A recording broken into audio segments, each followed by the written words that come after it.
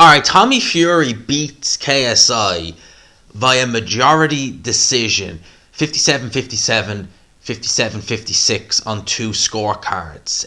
I am in complete agreement with the DAZN commentators that I felt KSI just nicked it.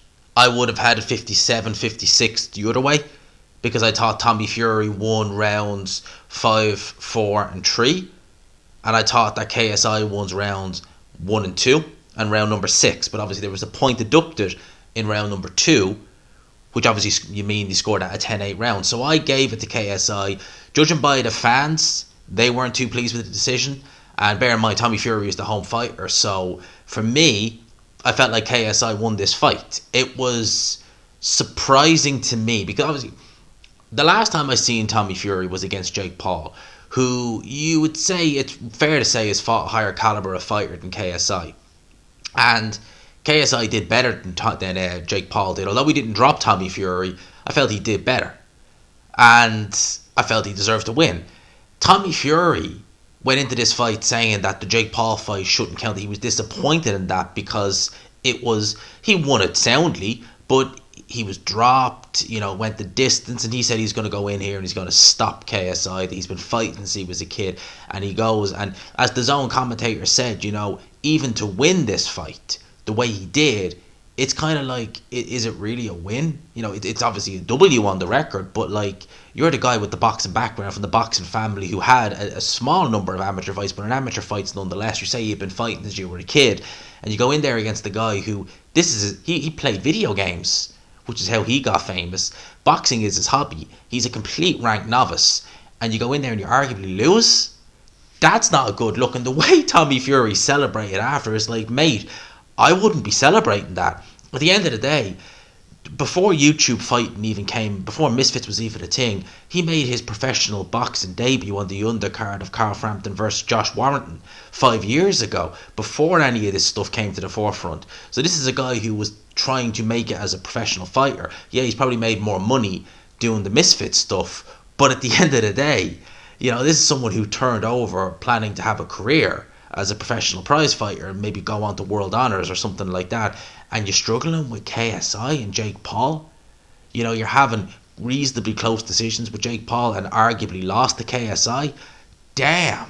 And he was saying he wants to get rid of the YouTube aspect of it. Well, that's kind of it, if you really want to count Logan Paul, but that's kind of it. KSI and Tom and Jake Paul,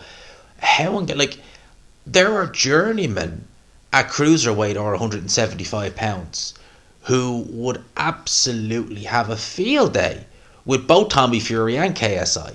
Crazy how this fight went. KSI came out, and it was, for me, it was the speed of KSI early on that was bothering Tommy Fury. He seemed to not be able to get to grips with KSI's speed. The problem is KSI is, as I said, a complete novice. So the shots he was throwing, it was easy. He never changed up the trajectory. He never changed up anything he was doing in there. He was making a lot of mistakes from a technical point of view. Fury apparently only threw something like 12 jabs in this fight, and you would think that Tommy Fury, coming with the boxing background, and obviously he used the jab to good effect against Jake Paul, he didn't use it at all really in this fight, and he could have made the fight easier. There was a lot of clinches. It didn't catch fire at all. The first couple of rounds were good, but it didn't catch fire then after, and obviously then late on it was more the same. Both guys were pretty tired in a 6-rounder. But, KSI early on, he's athletic, he's fast, he was letting the right hands go, but as I said, he didn't do anything to change it up. Tommy Fury adjusted, but Tommy Fury, to me, I've seen him fight better than this against Jake Paul. There's more in the tank than this. I don't know what happened. Did he underestimate KSI? Was it the speed that bothered him? Did he feel the power and maybe thought, I don't want to take any unnecessary risk, I'm going to use my physical strength? I don't know. But he made this fight, put it like this, Tommy Fury made this fight closer than it needed to be. And then to celebrate like that, when they celebrated like it was a world title, it was like, mate, you've literally just barely, to the skin of your teeth, scraped a win against a complete novice. That's something you would not want to be celebrating. It's like if you're a young professional, and you go in there with a journeyman, and you just scrape a win against them, you ain't going to be celebrating that. And many people would be saying, you know what, you didn't lose, but to scrape a win like that, that's not a good look. And I think that that's exactly it. Maybe this is to set up a rematch. I don't know. But Tommy Fury beats KSI majority decision. In, as I said, the first couple of rounds were all right, but the rest of it was just meh. It was a meh. In terms of the card, the Misfits show itself, this is the first time really sitting down and watching a full Misfits show. And to be honest with you, like, I have seen worse. I have. And this is a separate entity.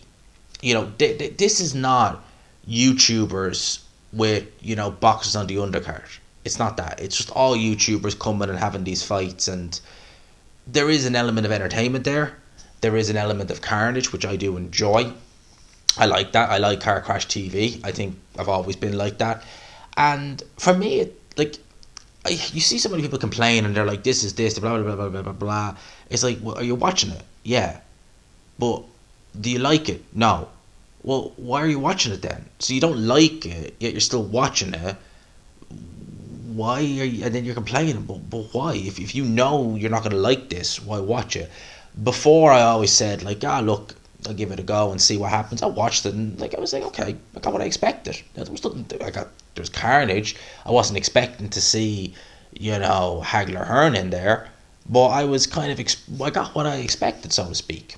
And on the Misfits show itself, look, I will reiterate this till I'm blue in the face, right? When people say, it's bad for blah, blah, blah, blah, blah, blah, I will guarantee you, and I will say this on record, I will guarantee it, so say it till I'm blue in the face, if you gave me money, I'd bet on it. In, say, 10 years, maybe less, but in the next decade, there is going to be a fighter who's going to come to prominence, be it in the UK or in the US or God knows where, but primarily I would say it's going to be in the UK or US. And they are going to maybe get the world honours. They're going to be in big fights. They're going to do something in the sport of boxing. And they'll be interviewed. Mark my words, this will happen. They'll be interviewed and they will say, what was it that got you into boxing? And they're going to turn around and they're going to say something like KSI Tommy Fury. KSI versus Joe Fournier, or however you pronounce his name. Jake Paul versus Nate Diaz. They're going to say that. And for me, is that a bad thing? No. If this is going to help build future stars, because God knows with the way the Olympics, God knows what's going to happen there. If it is going to help build future stars, is that not a good thing? And it's not like, this isn't like, this is Josh Warrington, Lee Wood, is the co-main event and we have this. No, it's a separate entity. So if it's there, if you don't want to watch it, you don't have to watch it. I didn't pay for it. I watched it. I got what I expected. But, I'm not going to watch this and think, and be looking to be upset. If there's something I don't like in anything, if it's a boxing show, that I don't like, well, I'm not going to watch it. If you want me to just say, like, right, watch this show with a presenter you don't like, and I'm just hypothetically saying, watch this show with a presenter you don't like, which has content that you don't like, and then obviously I'm saying, well, I'm annoyed now and I don't like this show and blah blah blah blah blah, but I'm going to watch it again next week. What? Are you just triggering yourself? If you don't like it, just don't watch it. It's as simple as that. Like, there's plenty of things that I don't like. If you, for argument's sake, right, you look at a particular, say, TV show and you don't like it, but you're always talking about how terrible it is. It's like, why are you watching it? That doesn't make any sense. I've always been like that. I listen to something maybe once, or I watch something once, if I don't like it, I won't watch it again. End of. And that's it. It hasn't done it for me, so okay, fine, I won't do it again. But this, will I watch another Misfits show? Possibly.